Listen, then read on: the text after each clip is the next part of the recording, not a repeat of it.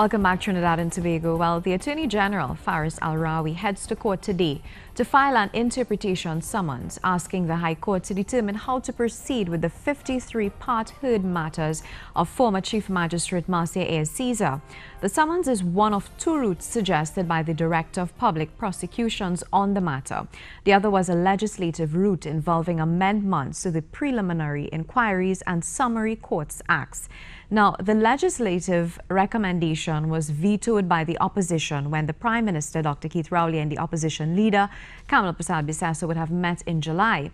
To walk us through that process today is Attorney at Law Keith Scotland. Good morning.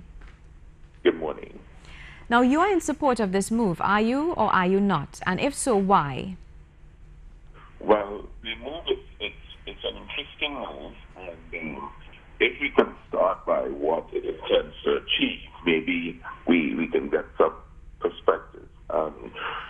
What really brought us here was the imbroglio, which involved the demitting of office of the then Chief Magistrate, leaving behind some 53 to 55 matters that were part heard.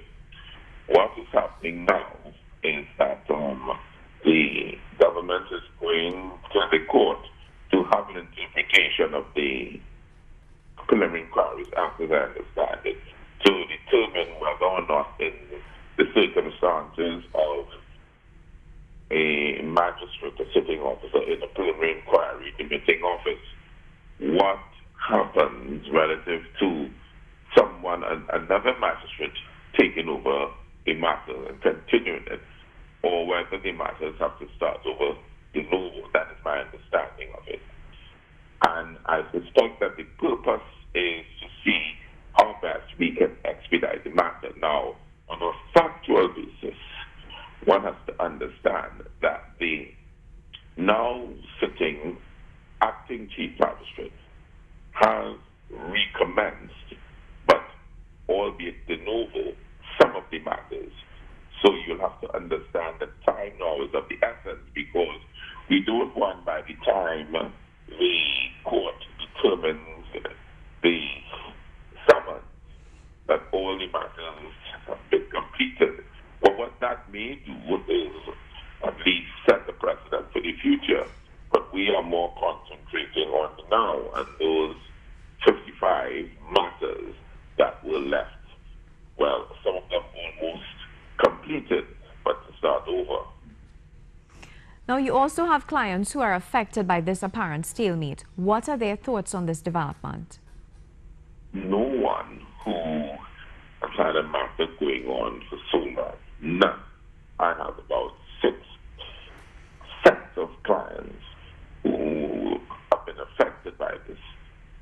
No one is pleased, because what it is, it means that the hearing and determination of their matters have been delayed, and in some cases there are matters that are from 2009, and there are matters where there is no chance of the clients getting bail, because most of them were capital matters, and as you're well aware, capital matters, there is no bail.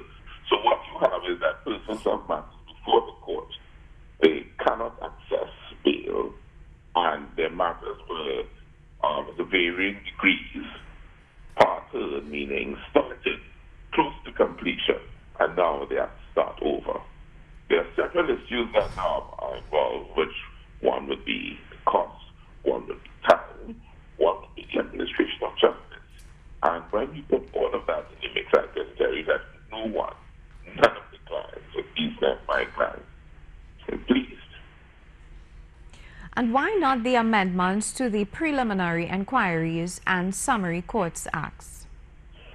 Well, as you started in your opening statement, that would require collaborative effort between the government and the opposition, and that did not bear fruition. And maybe there is no need to amend the Preliminary Inquiries Act. Maybe the act as it is, because I suspect that is what the summons will try to determine, whether the act as it is and the circumstances of what has transpired can allow another magistrate to come and pick up the matter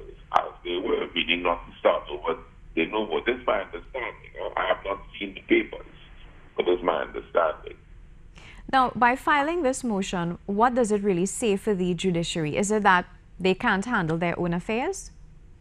No, what this is, it shows the varying arms of state at work. As I've said to you, I understand, and it is a fact, because we started one matter that was parted before the former chief magistrate, and I can tell you as a fact that we restarted it yesterday, and we listed it for the whole day, and I can tell you that the whole day before that court yesterday met, the whole day we were finished after 3 in the afternoon.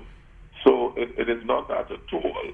What it is that the legislative arm, well, not even the legislative, the government is saying, let me go to Parliament and see, let me go to court, and see whether a judge in circumstances that we all have just recited will allow another magistrate to take over the matters and not have to start them de novo. I don't know what the judge will do, but as I said, I have not read what is the content of the paper that represented to the court.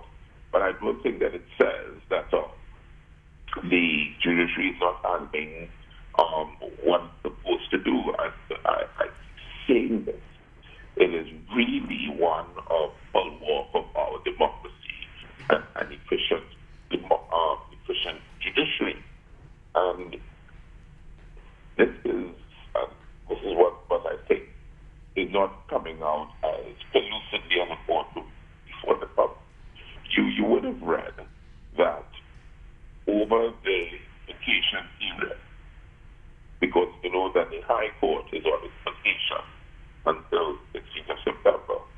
But matters are being heard in the High Court as if the court never went on vacation. We were in the Court of Appeal up to 5 o'clock yesterday afternoon, dealing with an urgent, a matter deemed urgent for vacation.